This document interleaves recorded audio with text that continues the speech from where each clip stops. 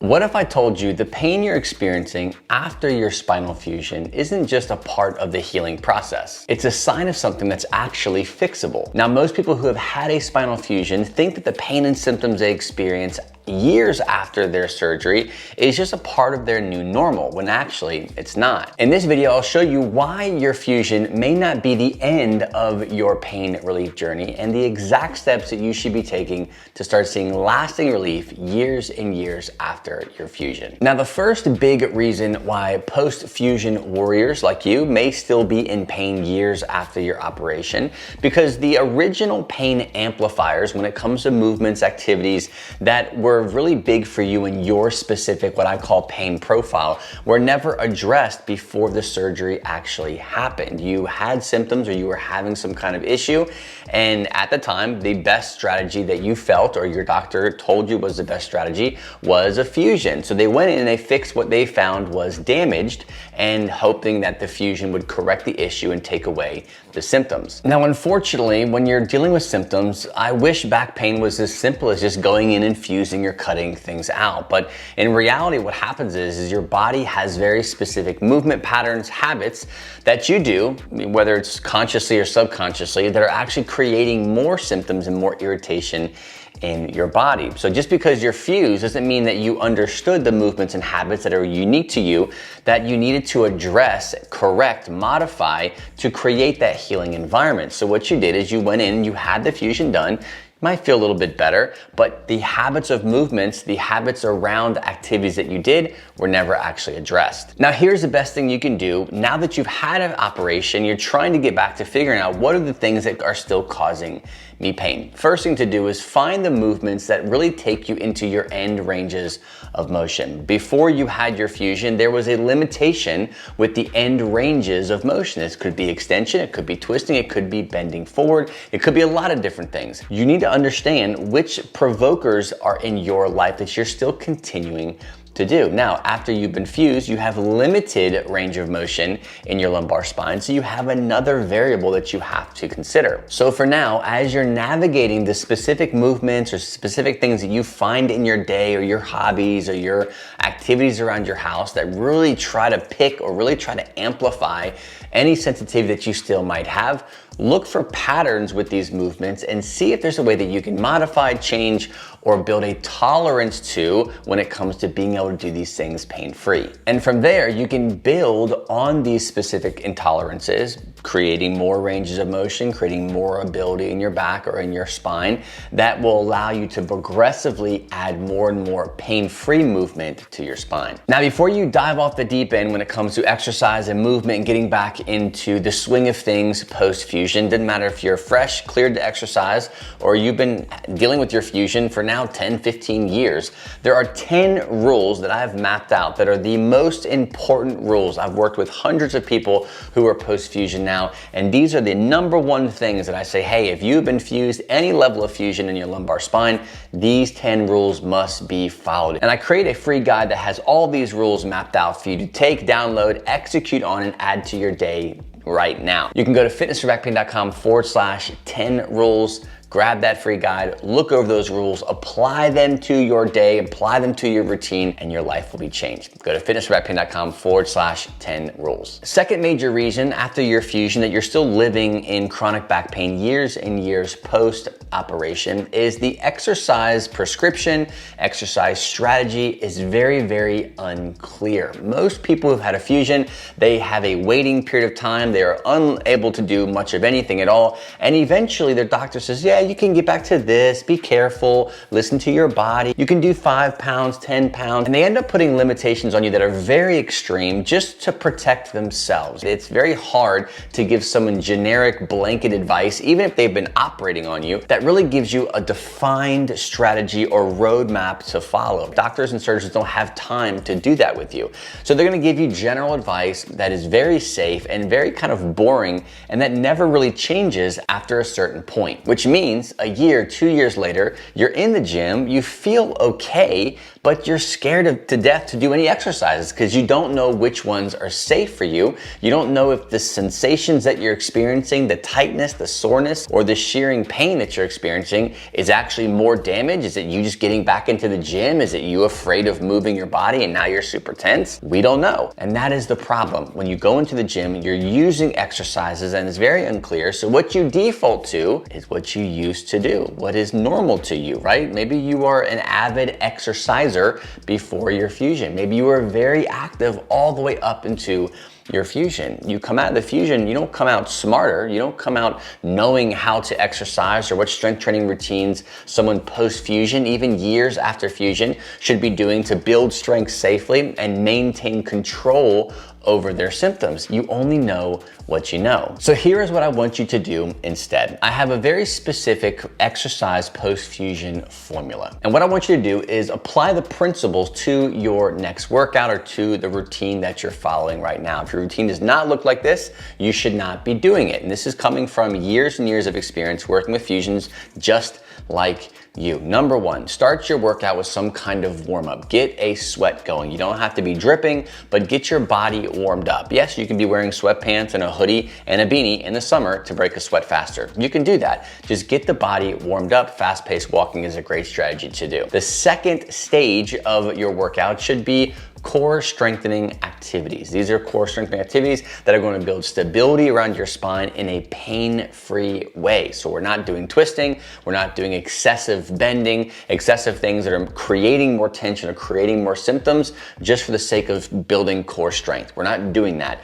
Safe, neutral spine core work is the next step to follow. Now, the third step is moving into secondary exercises. So a simple way of saying secondary exercises are the little muscle groups that you might do. Biceps, triceps, shoulders, things that do not require the entire body or moving heavy amounts of weight because of how complex the movement is. That's the third step. You want to stay with those exercises first, do the secondary things, focus on those, good form, slow transitions, as in as you come up, you're coming very slowly back down. You're not throwing it around, you're not using momentum, you're following very strict control guidelines when it comes to moving the weight around. Now, the final step in your post-fusion workout formula is the primary exercise. Maybe it's squats, maybe it's deadlifts if you're able to do those, maybe it's lunges, maybe it's shoulder presses, standing with a barbell. These are more complex exercises that require the full body's attention. So save these for last. And I know you're probably like, well, I'm not gonna be as strong, I'm not gonna be able to do as much weight. It doesn't matter. The goal here is to provide a stimulus, tax the muscles so they grow, but do it in a safe way. And if you're already kind of fatigued throughout this workout and you're finishing your workouts with a primary movement that has still a good amount of weight, your body has still gotten the volume it needs to grow and get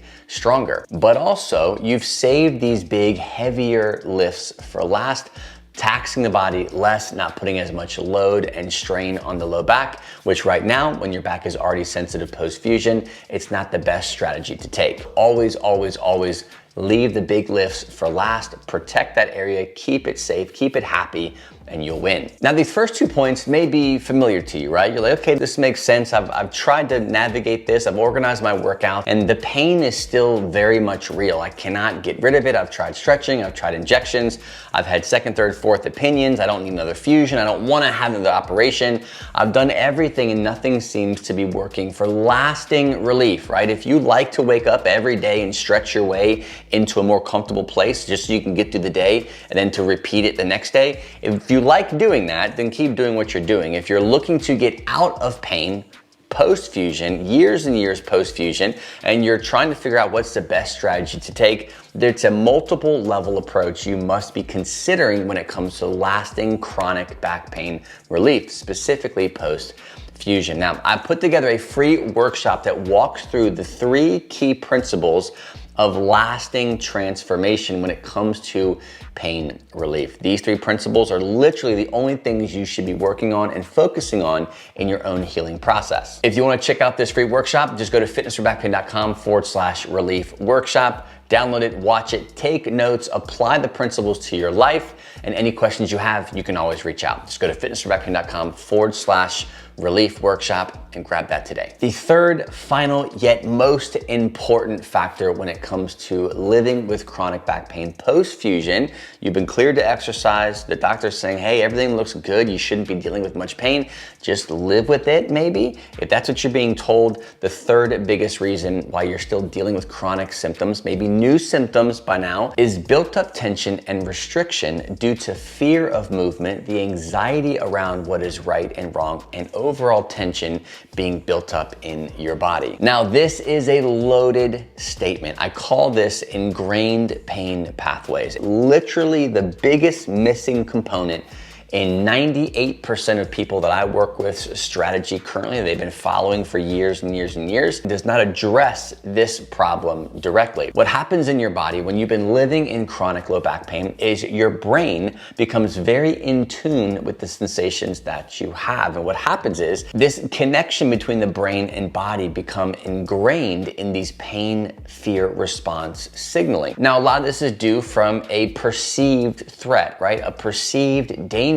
in the brain. You've been fused. You don't know what is right. You don't know what is wrong. You don't know if the pain you're experiencing is because your fusion has now failed, or if the surgery was a bad surgery, or if what you did is helping or hurting you. There's a lot of anxiety around that. And if you're already in pain, your body's like, hey, you're not doing what you should be doing. What happens, the brain starts to create more intense, more amplified versions of this signal to keep you safe. And what happens is your body and brain respond with more panic, more anxiety, more fear, more restriction, more protection. So what happens is you walk around every day, you begin to modify the way you twist, modify the way you bend. You start hiring people to do things for you. You don't take care of your house much because it hurts your body, and you begin to kind of become more of a shell of a version of you. You don't move as much. You don't have as much freedom in your movement. You're very guarded and protected when you do go to bend, twist, extend, and do things that even post-fusion, your body is completely capable of doing pain-free. And when the body is in tension, the muscles are restricted or contracted due to this fear response, bending and twisting and trying to stretch on these muscles creates more of a tension pain response. Repeat this week after week, month after month, year after year, and you create what, again, I call ingrained pain pathways. And all the stretching, all the core exercises, all the perfect back pain relief strengthening exercises in the world cannot save you, because your body is in protective mode. It's in a fear response mode.